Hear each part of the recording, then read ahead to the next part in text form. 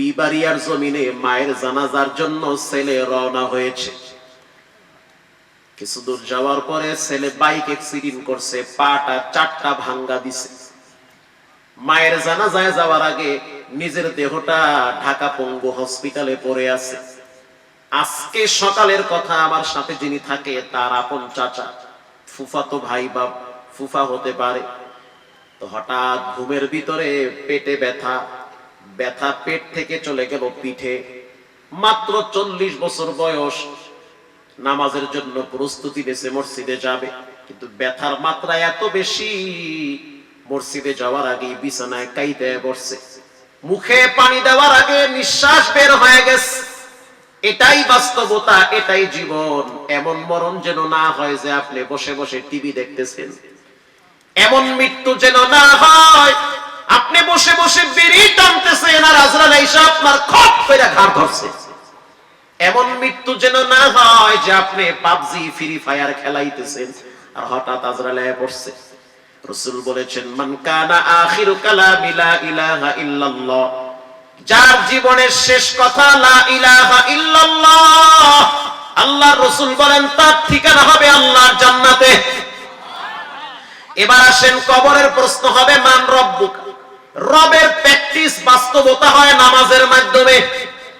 যখন একটা মানুষ নামাজে দাঁড়ায়, দাঁড়াবার পরে হাত বেঁধে ছানা পড়ে, এরপরে পরে আলহামদুলিল্লাহি রাব্বিল আলামিন, রব্বিল আলামিন বলেন। রব শব্দ আছে না নাই?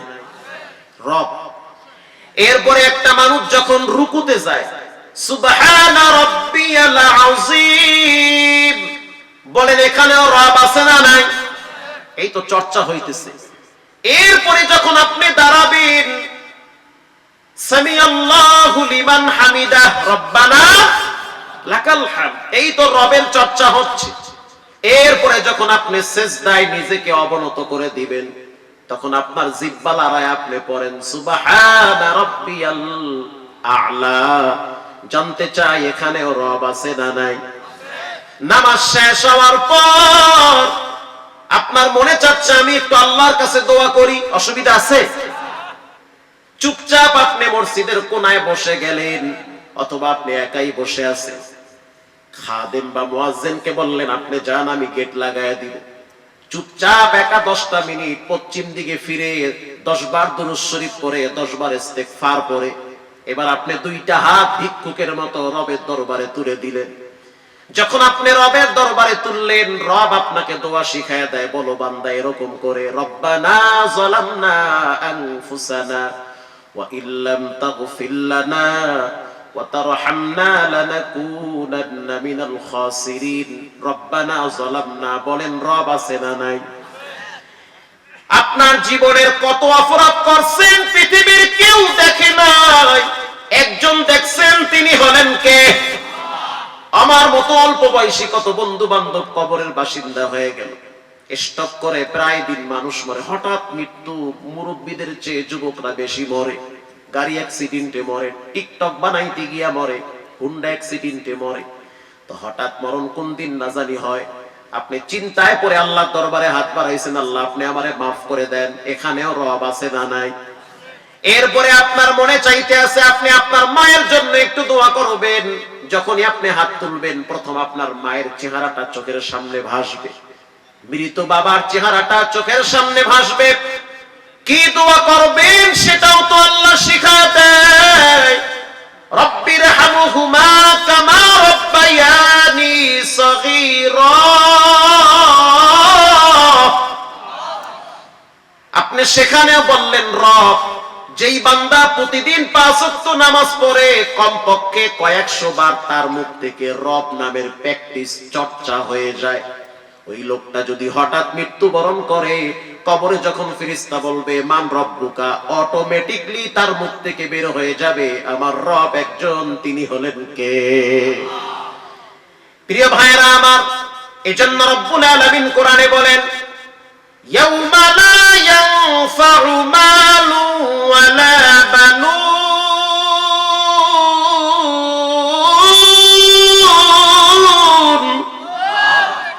ইল্লা মান আতাল্লাহা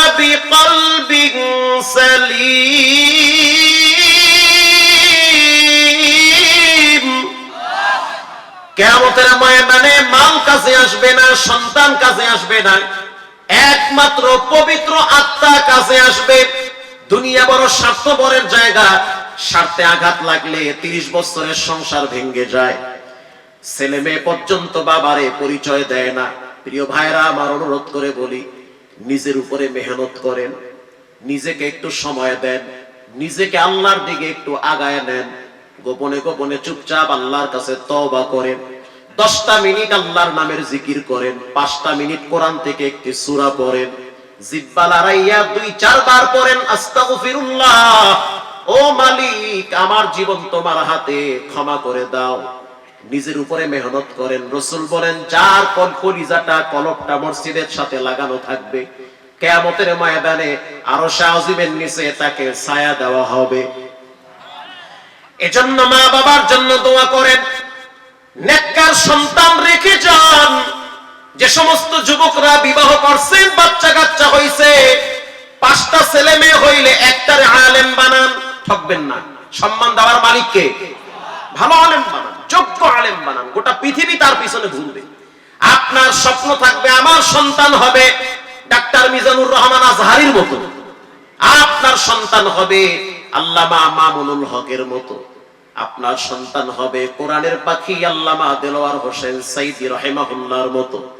এই স্বপ্ন আপনি দিলে লালন করবেন, আর স্ত্রীকে বলবেন, নেক্সট যেই সন্তান দুনিয়াতে আসবে এটাকে আমি যুগশ্রেষ্ঠ আলেম বানাবো, ইনশাআল্লাহ বলেন। সন্তানকে আলেম বানাইলে লাভবান হবেন, ঠকবেন না।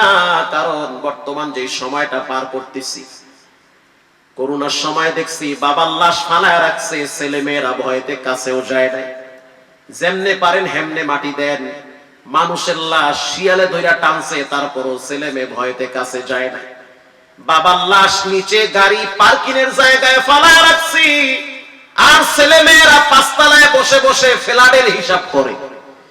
এজন্য রব্বুল আলামিন বলেন, ছেলে মেয়ে কিয়ামতের ময়দানে কাজে আসবে না, তবে হ্যাঁ, যে সমস্ত ছেলে মেয়ে দিনদার হবে, নেককার হবে, তাদের কাজে আসবে। সন্তান যদি দিনদার হয়, মা বাবার জন্য উপকারে আসবে। আজ থেকে 6 বছর আগের ঘটনা, যেই বয়ানটা গোটা পৃথিবীতে ভাইরাল হয়েছে, আমার দক্ষিণ অঞ্চলে, এলাকার নাম বলবো না, বললে সমস্যা আছে, এক এলাকায় গিয়েছি বয়ানের জন্য। মসজিদের ইমাম সাহেব বলতেছে, হুজুর আপনি এই যে মসজিদের পাশে একটা কবর আছে, এই কবরে একটা মহিলা শুয়ে আছে, এই মহিলাটা হলো 4 জন কোরআনের হাফেজের মা। আল্লাহু আকবার! 4 জন কোরআনের হাফেজের মা। শোনার সাথে সাথে কলিজার ভিতরে চিপ মারছে। ইমাম সাহেব নয়, মসজিদ কমিটি আমার সাথে বিষয় নিয়ে অনেক গল্প করেছে। হুজুর 4টা ছেলে রেখে গিয়েছে, এমনও দৃশ্য আমরা চোখ দিয়ে দেখছি, মহিলা রাত্রিবেলা মানুষের দোকানে দোকানে চায়ের পানি পৌঁছায় দিয়া 2-4টা টাকা পাইতো, তা দিয়া ছেলেদেরকে আলেম বানাইছে। কেউ তার চেহারা দেখতে পারে নাই। দিনদার মহিলা, পর্দানিশী মহিলা, অভাবের তাড়নায় কাজ করছে, তারপরও সে বেহায়াপনা করে নাই। বসে বসে আধা ঘন্টা পর্যন্ত আমি তার বক্তব্য শুনলাম। এরপরে কবরের কিনারায় দাঁড়াইছি, মনে হইতে আছে দিলটা ঠান্ডা হয়ে গেছে। নেককার মানুষের কবরের সামনে যদি আপনি দাঁড়ান, দিলের ভিতরে আলাদা একটা শান্তি আছে না নাই? ইমাম সাহেব বলতে আছে, মহিলাটা মৃত্যুবরণ করার 3 বছর আগে তার স্বামীরে হারাইছে।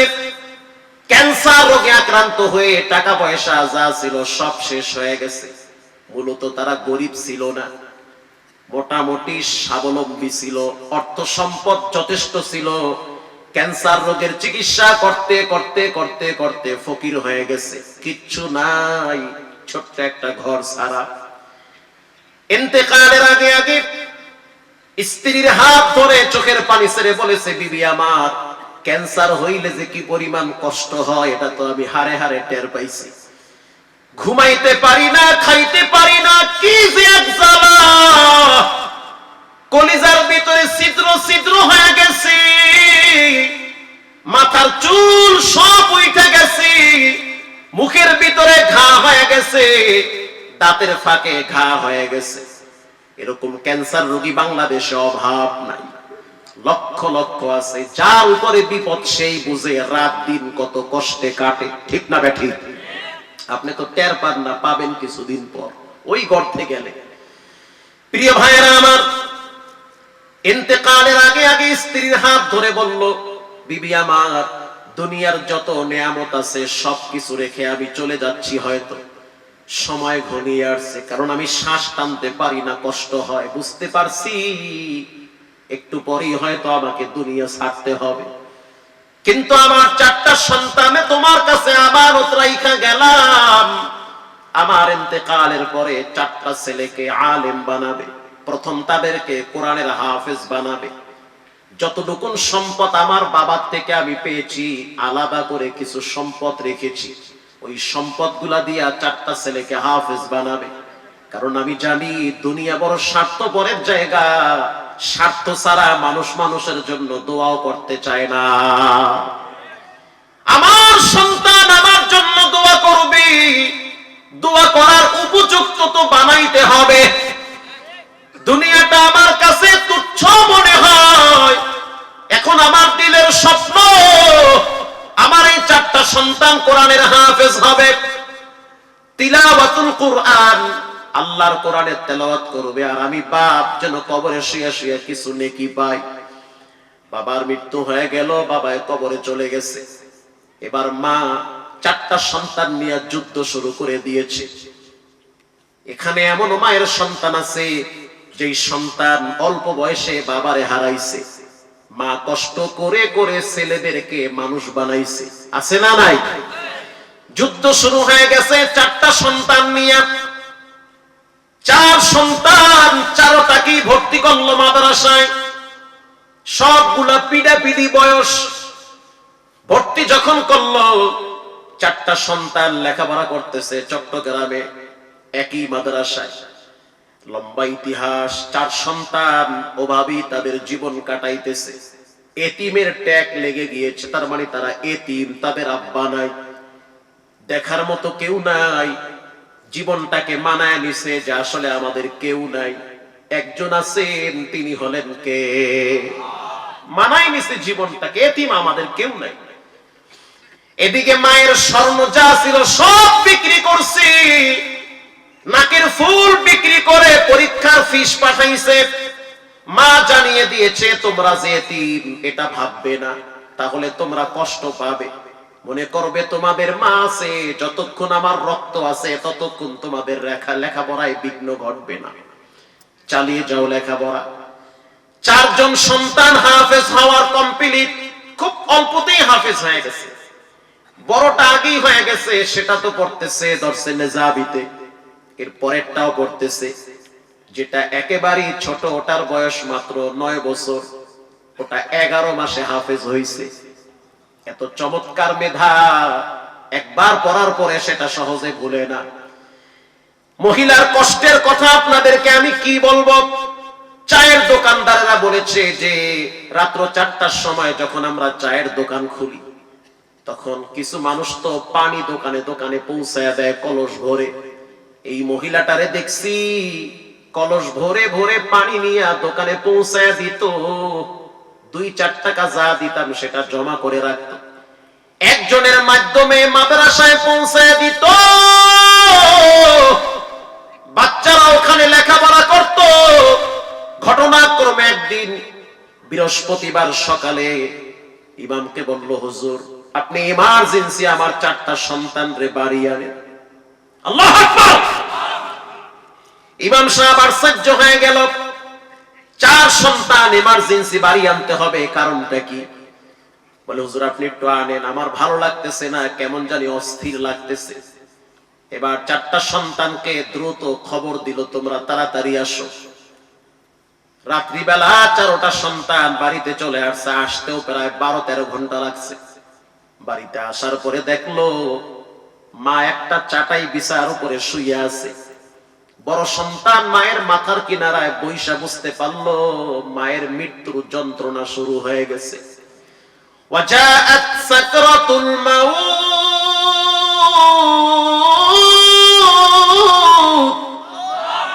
মৃত্যুর যন্ত্রণা কঠিন। কুল্লু নাফসিন যায়িকাতুল মাউত সুম্মা ইলাইনা তুরজাউন। মৃত্যুর সময় তো নবীজিও ঘামাইছে। আল্লাহু আকবার। সব নবীদেরকে মৃত্যুর সময় মৃত্যুর স্বাদ গ্রহণ আল্লাহ করাইছে। একটা পোকা মারা গেল তো মৃত্যুর আগে আগে জিহ্বা বের হয়ে যায়। একটা বিড়ালকে আঘাত করলে বিড়ালের পায়খানা শুরু হয়ে যায়। সাবধান, মৃত্যুর যন্ত্রণা থেকে বাঁচতে গেলে বেশি বেশি কোরআনের সাথে সম্পর্ক রাখতে হবে। এবার মায়ের অবস্থা বড় করুন। বড় সন্তান মাকে প্রশ্ন করলো, মা ইউবকিকা ইয়া উম্মি, কি হয়েছে আপনার, কেন কাঁদেন? ও আমার আম্মা জান, আপনার চোখের পানি পড়তেছে, শ্বাস টানতে কষ্ট হয়, কি হয়েছে, প্রেসার কি হাই? ডাক্তার নিয়ে আসি। মা বলতে আছে, বাজান প্রেসার হাই হয় না, আমার কলিজার ভিতরে কে যেন পাহাড় দিয়া চাপা দিয়া রাখছে।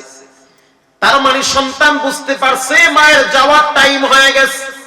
এবার মা মৃত্যুর আগে ওকে ওসিয়ত করতেছে চারটা সন্তানকে। প্রথম ওসিয়ত, কোনোদিন কবিরা গুনাহ করবা না। দ্বিতীয় ওসিয়ত, জীবনে কোনোদিন হুঁশ থাকা অবস্থায় নামাজ ছাড়বা না। তৃতীয় ওসিয়ত, খবরদার জীবনে কোনোদিন মানুষের পারলে উপকার করবা, ক্ষতি করবা না। 4 নম্বরের ওসিয়ত, যদি মনটা চায় যেই মায়ের পেটে ছিলাম তার জন্য একটু দোয়া করবা, তো নীরবে আমার জন্য একটু দোয়া কইরো, আরশের মালিক যেন আমাকে মাফ করে দেয়। এ কথা বলার পরে যেই ছেলেটা একেবারেই ছোট, ও ছিল পায়ের কিনারায়, মা এবার ছোট ছেলেটাকে ডাক দিয়েছে, কাছে আনলো। ছোট ছেলেটার মাথায় হাত বুলাইয়া দিয়া বলতেছে, আমার কিন্তু আসল বাড়িতে যাওয়ার সময় হয়ে গেছে। ছোট ছেলেটা চোখের পানি ছেড়ে কান্দে আর কয়, আল্লাহ, আমার হায়াতটা আমার মাকে দিয়ে তুমি আরো কিছুদিন মাকে বাঁচাও। ছোট মানুষ বুঝতে পারছে বাবায় চলে গেছে এতিম, এবার তো মাও চলে যাবে, আমার উপায় কি হবে? এবার মা তাকে সান্ত্বনা দিতেছে যে, ওয়া আম্মাল ইয়াতীমা ফালা তানহার। রাসূলুল্লাহ তো এতিম ছিল, আল্লাহ পাক নবীকে সান্ত্বনা দিয়েছে, আপনাকে আমি এতিম পাইছি, আমি আপনাকে আশ্রয় দিয়েছি, তো তুমি তো সেই নবীর উম্মত, তুমি এতিম হয়ে গেলে তোমার আশ্রয়ের স্থান তো হলো তোমার রব। আল্লাহু আকবার।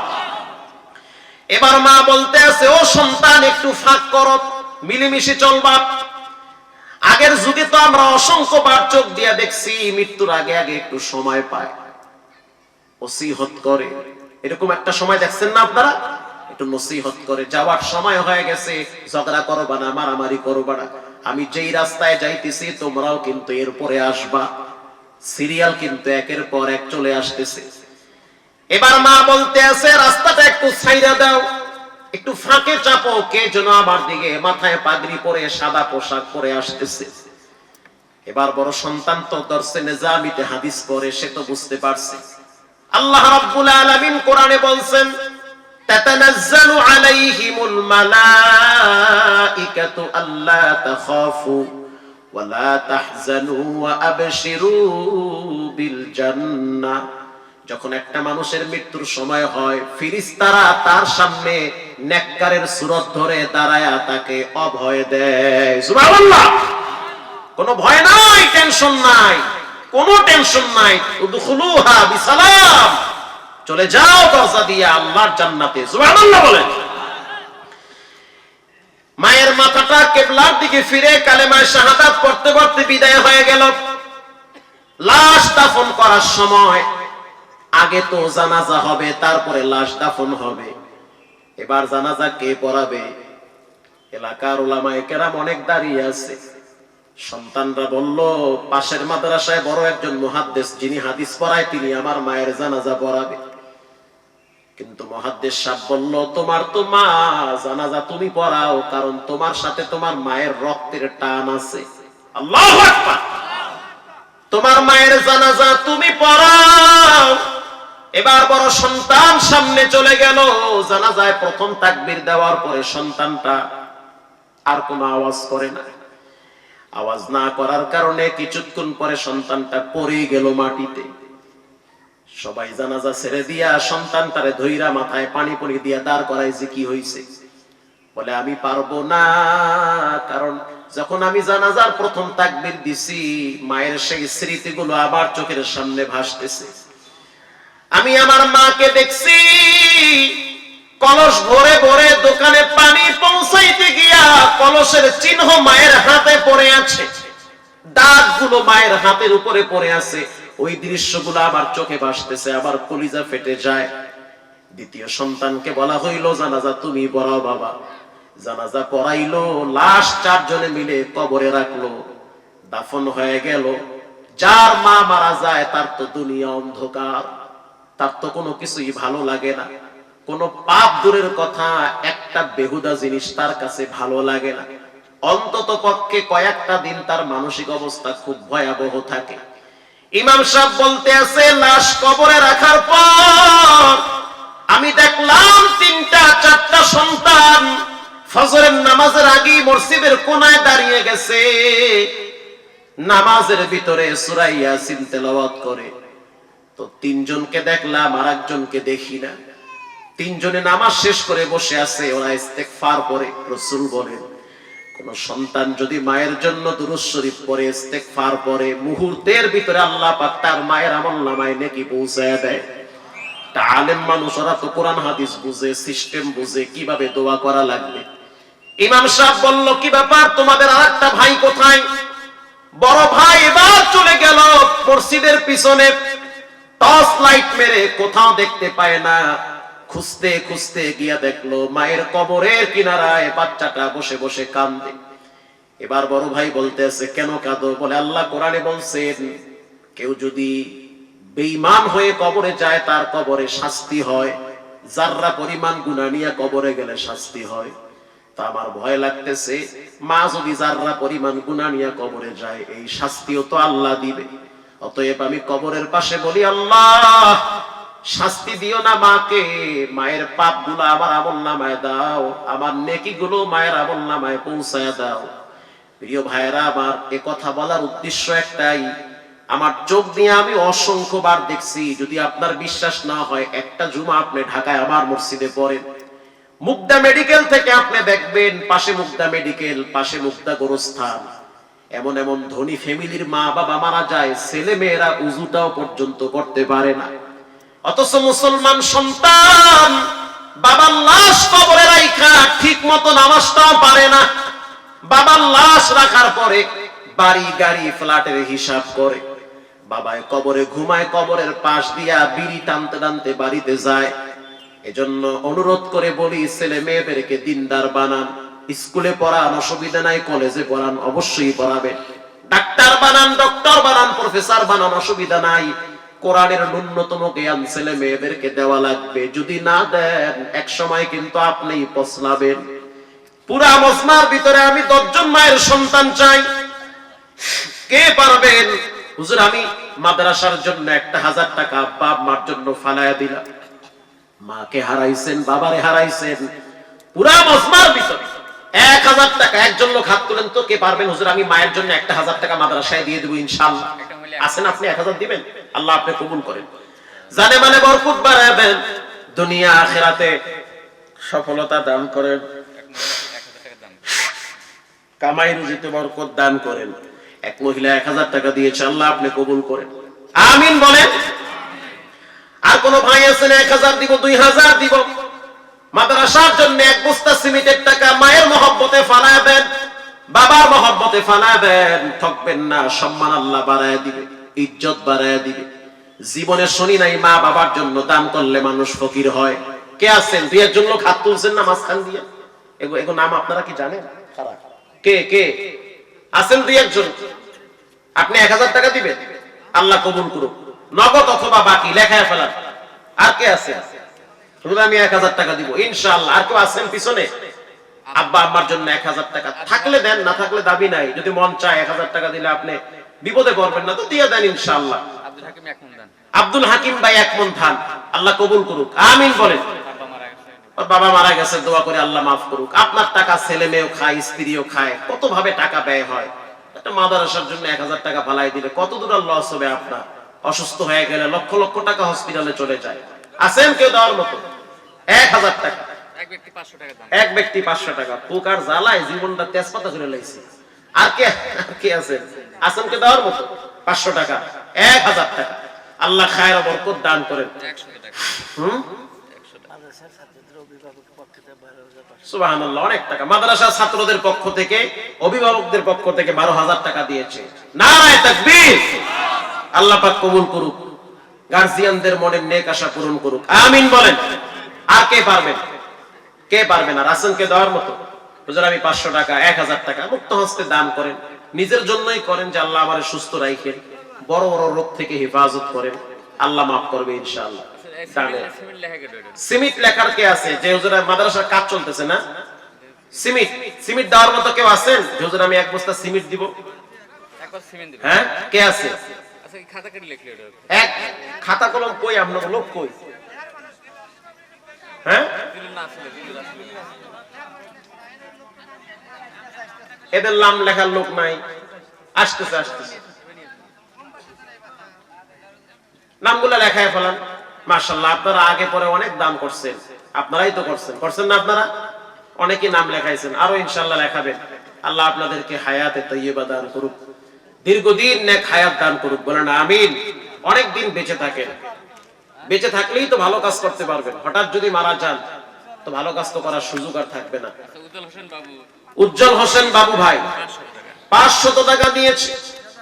রব্বুল আলামিন জীবনে একবার মক্কা মদিনায় নেন, জীবনে একবার মিনা মুজদালিফায় আরাফায় কবুল করেন। মা বাবার কলিজা ঠান্ডা বানায় দেন। আরো একজন 50 টাকা দিয়েছে, আল্লাহ কবুল করেন। 500, 200, 100, 1000, 2000, 1 বস্তা সিমেন্ট, 1 বস্তা ধান। কে পারবে? আছেন দেওয়ার মতো?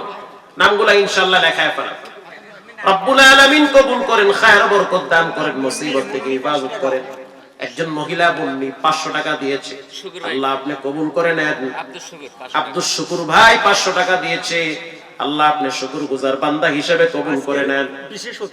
আজকের বিশেষ অতিথি 15,000 টাকা দিয়েছে। আজকের বিশেষ অতিথি মনিরুজ্জামান মুক্তা 15,000 টাকা দিয়েছে। নারায়ে তাকবীর। বাবার জন্য একটু দোয়া আছে। আয় আল্লাহ তার বাবাকে maaf করে দেন, সুস্থতার নিয়ামত দান করেন, মুসিবত থেকে হেফাজত করেন। আরো এক ভাই দিয়েছে 1000 টাকা, ফরিদুল ইসলাম ভাই দিয়েছে 100 টাকা, আল্লাহ আপনি কবুল করে নেন। মক্কা মদিনা না দেখাইয়া মরণ দিয়েন না রে আল্লাহ, জীবনের শেষ সময়টা ভালো থাকার তৌফিক দান করেন। আর কে আছে? 200, 500, 100 দোয়া না করে যায়েন না, দোয়া কইরাই যান। এত দূর থেকে আইছি, যদি দোয়া না করেন আমার লাগে তাহলে হইলো কি?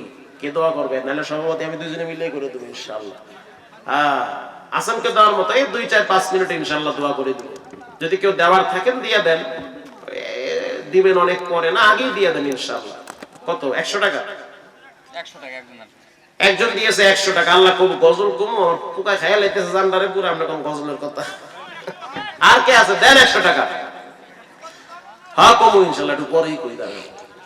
দেন 100 টাকা দেন, আল্লাহ কবুল করুক, আমিন। খায়ের ও বরকত দান করেন, মুসিবত থেকে হেফাজত করেন, দুনিয়া আখিরাতে সফলতা দান করেন। জামালউদ্দিন ভাই 500 টাকা, আবু তাহের ভাই 100 টাকা, আরো একজনে 1 বস্তা সিমেন্ট দিয়েছে, আল্লাহ আপনি কবুল করেন, খায়ের ও বরকত দান করেন। আরো এক ভাই 100 টাকা দিয়েছে, আল্লাহ আপনি কবুল করে নেন। জীবনে একবার সোনার মদিনায় কবুল করেন, দুনিয়া আখিরাতে কামিয়াবি দান করেন, বলেন আমিন। গড়েছো তুমি এই পৃথিবী জাহান, তুমি অসীম, তুমি মহান, তুমি পৃথিবীর পালনকারী, তুমি প্রভু বিশ্বজামি। আমি তোমাকে খুঁজি, আমি তোমাকে দেখি, তোমার প্রেমের কবিতা লেখি। গড়েছো তুমি এই পৃথিবী জাহান, তুমি অসীম, তুমি মহান, তুমি পৃথিবীর পালনকারী, তুমি প্রভু বিশ্বজামি। আমি তোমাকে খুঁজি, আমি তোমাকে দেখি, তোমার প্রেমে। একটা স্লোগান অনেক শুনতাম, দেশ বাঁচাও সমাজ বাঁচাও। আপনারা কি ধৈর্যের সহিত আমাকে 1 ঘন্টা সময় দিবেন না চলে যাবেন? থাইকেন ধৈর্যের সহিত, লড়াচড়া করেন না বেশি। বুঝছি রাত একটু বেশি হয়ে গেছে, কষ্ট হচ্ছে আপনাদের, তারপরও আমি ধৈর্যের সহিত কিছু কথা বলবো ইনশাআল্লাহ। বলেন, দেশ বাঁচাও সমাজ বাঁচাও। বলেন তো এই দেশ, এটা কাদের দেশ? আমাদের দেশ। বলেন কাদের? আমাদের দেশ। এদেশের কোন ইঞ্চি মাটি কোন বেদিন বেঈমানদের জন্য তো ছেড়ে দেওয়া হবে না। বহিরাগত কোন শক্তি যদি এদেশের কোন ইঞ্চি মাটি দখল করতে চায়, আমরা কি স্বেচ্ছায় ছেড়ে দিব? হতেই পারে না। এটা আমাদের দেশ, এটা আমাদের জন্মভূমি। সার্বভৌমত্বকে হেফাজত করার দায়িত্ব আমাদের। এজন্য দেখিয়ে দিয়েছে 5ই আগস্টে ক্লাস 6-7 এর ছাত্ররাও রাজপথে ঝাঁপিয়ে পড়ে জালেম স্বৈরাচারের ক্ষমতার চেহার ভেঙে তছনছ করেছে। তাহলে বাচ্চাও বুঝে যে এই দেশটা আমাদের দেশ। কেন আমরা ভাড়াটিয়াদেরকে এই দেশের মালিকানার দায়িত্ব দিব? তারা তো ভাড়াটিয়া। এদেশের অরিজিনাল মালিকানা হলো একমাত্র মুসলমান ইমানদারেরা। এটা আমার কথা না, এটা আল্লাহর কথা। সম্মানিত হাজিরিন, দেশ বাঁচাও সমাজ বাঁচাও। দুঃখের কথা কাকে বলি বলেন? আজকের ঘটনা, মুমতাহা নামের একটা বাচ্চা মেয়ে সিলেটে কয়েকদিন নিখোঁজ হওয়ার পরে আজকে বাচ্চা মেয়েটার লাশ পাওয়া গেছে। দেখেন, মানুষ প্রচুর পশুর চেয়েও তো নিকৃষ্ট হয়ে গেছে। একটা কুকুর আর একটা কুকুরের কাছে নিরাপদ থাকে, একটা মানুষ আর একটা মানুষের কাছে নিরাপদ থাকে না। থাকে না নিরাপদ। বন্ধু বান্ধবের পাল্লায় পড়ে, মেয়েদের প্রেমে পড়ে এক একদিকে দৌড় মারে, 2 দিন পর দেখি লাশ ধান খেতে পাওয়া যায়। অহরহ ঘটতেছে। মুখে মিষ্টি অন্তরে বিষ, এমন বন্ধু বান্ধব ডানে বামে আছে না নাই? কে বন্ধু কে দুশ্মন চিনা বড় দুষ্কর। কখনো কখনো নিজের ঘরে নিজের পকেটের টাকায় দুশ্মন লালন করা হয়, স্ত্রী দুশ্মন হয়ে যায়। আবার স্ত্রীর জন্য স্বামী দুশ্মন হয়ে যায়। কখনো কখনো দেখি বাবার হাতে ছেলে জবাই হয়, আবার কখনো কখনো দেখি ছেলের হাতে বাবাই জবাই হয়ে যায়। আবার কখনো কখনো দেখি বাবা কষ্ট করে ছেলে মেয়েদেরকে বড় করে রিক্সা ভাড়া বাঁচায়া ছেলের টিফিন খরচ দেয়, মাথার ঘাম পায়ে ফেলে রক্ত পানি করে ছেলের পরীক্ষার টাকা জোগাড় করে। সেই ছেলে মেয়ে বড় হওয়ার পরে, শিক্ষিত হওয়ার পরে, এস্টাবলিশ হওয়ার পরে মা বাবাকে চাকর চাকরানির চেয়েও নিকৃষ্ট মনে করে। একটা সময় ছেলে মেয়েরা মা বাবাকে বৃদ্ধাশ্রমে পাঠিয়ে দেয়। তো এই সমাজে যত রকমের অপরাধ হচ্ছে, এগুলো কারা করতেছে বলেন? আমাদের দেশের সোনার ছেলে মেয়েরা করতেছে। দেশ বাঁচাও সমাজ বাঁচাও, চমৎকার একটি স্লোগান। এই স্লোগানের পূর্বে, মানে আগে, আপনারা তো গ্রামের মানুষ, একেবারেই প্যারাসিটামল দিয়ে বয়ান করতেছি, একেবারেই মাটির ভাষা। মানে এই কথার পূর্বে একটা কথা মনে রাখতে হবে সবাইকে। যারা অপরাধ করে, যারা ধর্ষণ করে, যারা সুদ ঘুষ খায়, যারা মানুষের উপরে জুলুম করে, এরা আপনার আমার সন্তান, আপনার আমার বাপ অথবা ভাই হবে। বিশেষ করে কারো না কারো সন্তান হবে। তো দেশ বাঁচাও সমাজ বাঁচাও এই স্লোগানটার পূর্বে প্রত্যেককে এই স্লোগান দিতে হবে, আমি আমার কলিজার টুকরা ছেলেকে বাঁচাবো মাদক থেকে।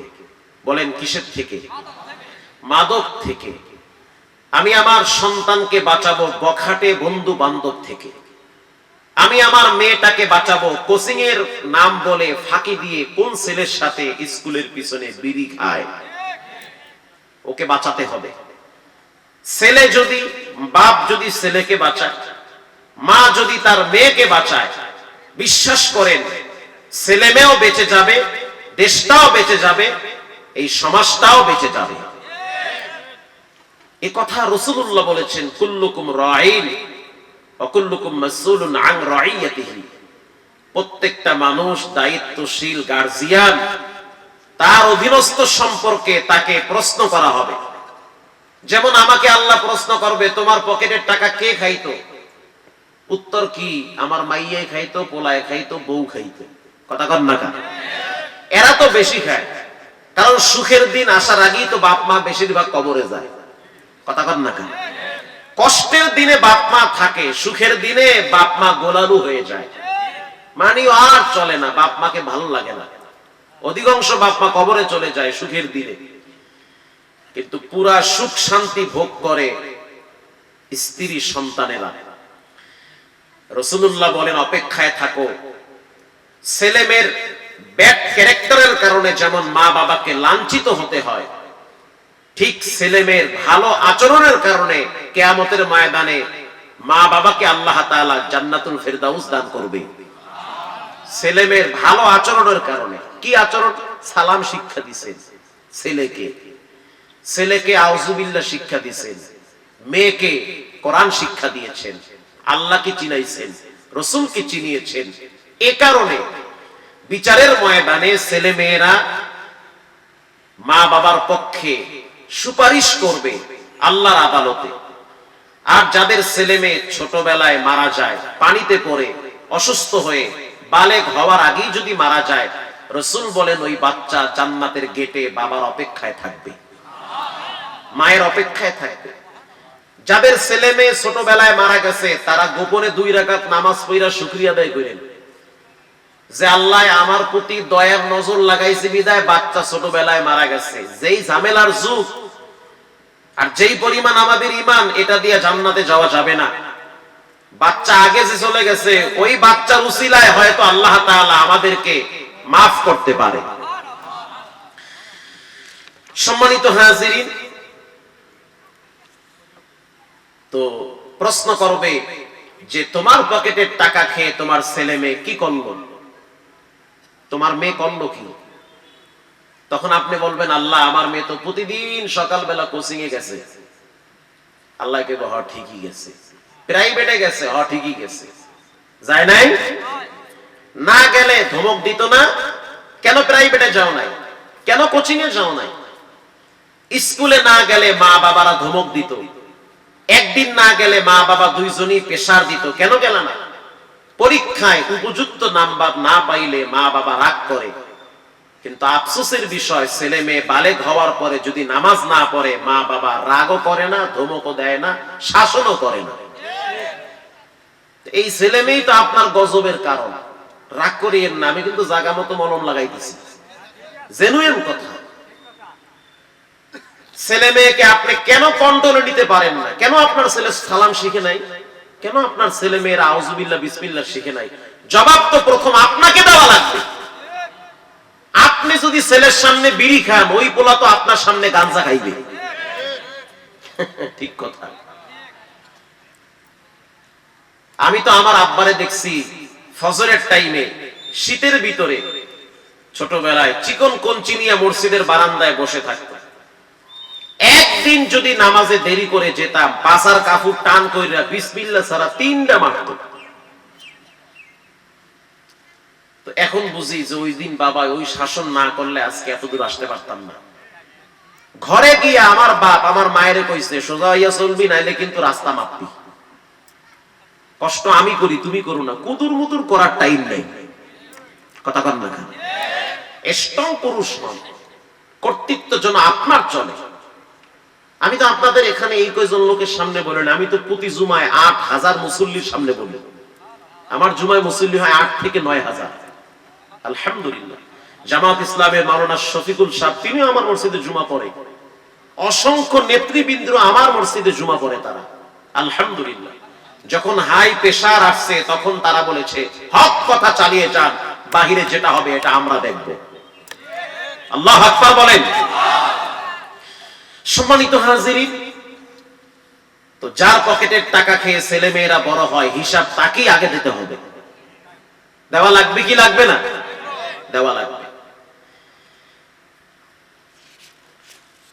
বাংলাদেশের ভিতরে একজন উজ্জ্বল নক্ষত্র হাফেজ সালেহ আহমদ তাকরিরি গোটা পৃথিবীকে দেখিয়ে দিয়েছে 70টা রাষ্ট্রকে পিছনে ফেলে কোরআন প্রতিযোগিতায় প্রথম স্থান দখল করেছে। ছোট্ট বাচ্চা। তা আমি ওকে বললাম, বাবা তুমি কি আগামী বছর রমজান মাসে গুলশান মসজিদে জুমা কি বলে তারাবি পড়াইতে পারবা? সে বলে, হুজুর বলেন কি, কিসের গুলশান আজাদ মসজিদ? আপনি আমাকে খানায় কাবা বাইতুল্লাহ দাঁড় করায়া দেন, ওখানেও দেখায়া দিব বাংলাদেশের মাল কেমন। আল্লাহু আকবার বলেন। গর্বিত বাবা, ছেলের সফলতা দেখে বাবায় খুশি হয়। আর ঢাকা বিশ্ববিদ্যালয় বুয়েটে আবরারকে যারা হত্যা করলো, ওদের মা বাবাকে মানুষ জুতা মারে। কথা কন না কেন? খুনির বাপ, খুনির মা, ধর্ষকের বাপ, ধর্ষকের মা। সন্তান যদি খারাপ হয়, গালিটা প্রথম তার মা বাবাকে দেয়, দেওয়া উচিত না, তারপরও মানুষ দেয়। সন্তান যদি ভালো হয়, প্রথম বলে কোন গাছের ফল। কথা কন না কেন? সন্তানের আচার ব্যবহার যদি ভালো হয়, প্রথম টানে তার বাপরে, ওর বাপ কে। সন্তানের আচার ব্যবহার যদি নিকৃষ্ট হয়, বেয়াদব হয়, উচ্ছৃঙ্খল হয়, বেহায়া হয়, বেলাজা হয়, বেশরমা হয়, প্রথম চিন্তা করে ও কোন ঘরের প্রোডাক্ট। কথা কন না কেন? ঠিক সেম কিয়ামতের ময়দানে আল্লাহ এভাবেই ডাকবে যে তুমি কার ছেলে? আল্লাহ, আমি অমুকের ছেলে। ডাকো তোমার বাপরে, তোমার আব্বারে ডাকো। ছেলে এবার বাপরে ডাকবে, আসেন আল্লাহর আদালতে দাঁড়ান। এবার ছেলে বাবার বিরুদ্ধে মামলা দিবে। ছেলে, রব্বানা ইন্না আতা'না সাদাতানা ওয়া কুবরা'না ফাআদাল্লুনাস সাবিলা। আল্লাহ, আপনি আমার আব্বা আম্মারে ধরেন, এরপরে বাটাম ফাটা দেন। আব্বা আম্মারে ধরেন, এরপরে সাইজ করেন। কেন? তখন ছেলে বলবে, আল্লাহ, আব্বায় তো দুনিয়ার সব কিছু আমারে বুঝাইছে, কিন্তু নামাজ পড়া যে ফরজ এটা বুঝায় নাই। কথা কন না কেন? আমি উপযুক্ত ছেলে, পাশের রুমে সারা রাত পাবজি আর ফ্রি ফায়ার নিয়ে হইয়া থাকতাম, একটা বার ধমকও দেয় নাই, রাত তোর মোবাইল, মসজিদে যা, এটা বলে নাই আব্বা। বাবাও ফজর ঠেয়াইয়া ঘুমায়, ঘুম দিয়ে উঠতে বিড়ি খুঁজে। কথা কন না কেন? বাথরুমে যায় বিড়ি নিয়ে, বের হয় বিড়ি নিয়ে। তো বাপ আর কদ্দুর পোলারে কইবে, পোলারে কিছু কওয়ার আগেই তো বাপ পোলায় ঝাড়ি মারবে তিনটা, তুমি আগে সোজাও, এরপর আমারে কও। কথা কন না কেন? রাগ করেন না, কথা সত্য। এবার সন্তান কি বলবে শোনেন আমার কাছে, রব্বানা আতিহিম যিফাইনি মিনাল আযাব, রব্বানা আতিহিম যিফাইনি মিনাল আযাব ওয়ালআনহুম লা'নান কাবীরা। কি মজার কথা! আল্লাহ, আপনি আমার আব্বা আম্মারে ডাবল আযাব দেন। সিঙ্গেল আযাব না, ডাবল। সিঙ্গেল না ডাবল? ডাবল বাটাম ফাটা দেন। বাবার বুকে লাথি মেরে আমি জাহান্নামে যাবো, আমার আব্বায়ে যাবে, আমি একা যাবো না, বাপরে লইয়েই যাবো। এজন্য বাবারা পায়ে হাত দিয়ে বলি, ছেলে মেয়েদেরকে আল্লাহকে চিনান, রাসূলকে চিনান, তা না হলে কিন্তু ধরা খাবেন। এই বিশাল জায়গা জমিন কার জন্য রাখবেন? আপনি আজকে মরবেন, 3 দিন পরে ওই জমিন নিয়ে 5 ছেলে মেয়ে মারামারি আর কামড়া কামড়ি করবে। আপনি আফসোস করবেন আর আঙ্গুল কামড়াইবেন যে করলাম কি জীবনে। এরকম করিয়েন না। ছেলে মেয়েদেরকে রবকে চিনান, রাসূলকে চিনান, তারা আপনাকে চিনবে। যদি রাসূলকে না চিনান, আল্লাহকে না চিনান, তারা আপনাকেও চিনবেন। এটা বাস্তব কথা। আমার আব্বাই যেমন আমারে কোরআনের আয়াত চিনাইছে, তো কোরআন খুইলা দেখি উফিউ ওয়ালা তানহারুহুমা, আল্লাহ কয় খবরদার এমন আচরণ করিও না যে বাবায় উহ শব্দ করে। তো মাথা হ্যান হয়ে গেছে, কয় কি আল্লাহ? এমন ব্যবহার করিও না যে মা দিল থেকে চিৎকার মেরে বলে আহ আমার বেটায় করলো কি। আল্লাহ বলেন এই আহ শব্দের কারণে পুরো জিন্দেগি তছনছ হয়ে যাবে। যেখানে হাত দিবে সেখানে অশান্তি, কপাল পুড়ে যাবে। বিবাহ করতে পারো, বাচ্চা কাচ্চা নিয়ে চলতে পারো, পারিবারিক, অর্থনৈতিক, রাজনৈতিক জীবনে কোথাও শান্তি আসবে না। তা আমি তো মূল কাহিনী বুঝতে পারছি যে আমাদের চলার পথের প্রথম ফাউন্ডেশন, প্রথম মূল যেটা আপনার ভিত্তি, এটাই হলো আমাদের মা বাবা। ওই জায়গার সাথে সম্পর্ক নষ্ট হয়ে গেলে আল্লাহর সাথে সম্পর্ক নষ্ট হয়ে যায়। এই শিক্ষাটা ছেলে মেয়েদেরকে কারা দিবে বলেন? কারা দিবে? মা বাবা দিবে। আল্লাহ তাআলা আমাদের সকলকে দায়িত্বশীল হওয়ার তৌফিক দান করেন। আরো জোরে বলেন। আকাম করে একজনে, দোষ চাপায়া দেয় আর একজনের কান্দে। আমাদের দেশের নিয়ম এরকম হয়ে গেছে, বিগত 16 বছরে আমরা এটাই দেখছি। যত রকমের আকাম অপরাধ সব এই ফ্যাসিস্টের দোসররা করেছে আর চাপিয়ে দিয়েছে সহজ সরল মনা মুসলমানদের কান্দে। এক বুড়ির পায়েস খাওয়ার সব জানছে। পায়েস চিনেন আপনারা? পায়েসের কথা হইলে তো অনেকে জিহ্বায় বানিয়েছে। পায়েস সুস্বাদু খাবার। পায়েস বানাইতে দুধ লাগে কি লাগে না? চিনি লাগে না? এরপরে চাউল লাগে। এখন বুড়ি চিন্তা করলো সব তো ম্যানেজ করলাম, পায়েসটা আগে পাকাই। পায়েস পাকানোর পরে পায়েসের একটা ঘেরান আছে না, এটা চমৎকার ফ্লেভার। এই বুড়ির বাড়িতে একটা বান্দর আছে, একটা ছাগল আছে। তো ছাগল তো খুব চালাক, তাই তো? কি চালাক না বোকা? চালাক না, ছাগল তো আধা পাগল। ছাগল কি আধা পাগল। বান্দর চালাক বেশি না কম? অনেক বেশি। ডাইনে একটা ছাগল, বামে হইছে বান্দর, মাঝখানে চুলা, এই এর উপরে হইছে যাইয়া পায়েসের পাতিল। বুড়ি চিন্তা করতে আছে পায়েস খাওয়ার আগে একটু গোসল করে আই। খাবারের সাথে কিন্তু পরিচ্ছন্নতার একটা সম্পর্ক আছে। ছোটবেলায় দেখছেন না, মা যদি মুরগি পাকাইতো খাওয়ার আগে কইতো তাড়াতাড়ি গোসল করে আয়, খাওয়ান রেডি আছে। খাবারের সাথে পরিচ্ছন্নতার সম্পর্ক আছে না নাই? তো বুড়ি গেছে গোসল করতে, আইয়া দেখে অবস্থা খুব ভয়াবহ। বান্দরে করছে কি, পুরা পাইলায় যা ছিল সব খাইয়া লাইছে। খাওয়ার পরে চিন্তা করলো আমিও তো বুড়ির কাছে ধরা, আমার তো গলায় দড়ি লাগানো, কেন বিসমিল্লাহ ছাড়াই ফিডাই আমার। কি করা যায়, দোষ কার মাথায় চাপানো যায়? চাইয়া দেখা যায় ছাগল হারাই হয়েছে। তো পাইলা কাছাইয়া ছাগলের থতমায় মাখছে। তো ছাগলের থতমায় মাহার পরে পাইলাটাকে ফালায় রাখছে ওই জায়গায়। তো বুড়ি আইয়া দেখলো যে পাইলায় সেজদায় পড়ে রয়েছে। বাহ্যিক দৃষ্টিকোণ থেকে মনে হয় কাম করছে কেডা? ছাগলে। কারণ কার চেহারায় পায়েস লাগানো? ছাগলের। বাহ্যিক দৃষ্টিকোণ থেকে এটাই মনে হয় যে অপরাধ ছাগলে করছে। আসলে করছে কেডা? আরো জোরে বলেন। বান্দরে করছে। তো এই জমিনে যত রকমের অপরাধ হয়, এই যে মন্দিরে গরুর গোশত মারে অনেকে, মন্দিরের ভিতরে গিয়ে দুই একটা মন্দির ভাঙ্গে, মসজিদে জোতাচুরি করে, এরপরে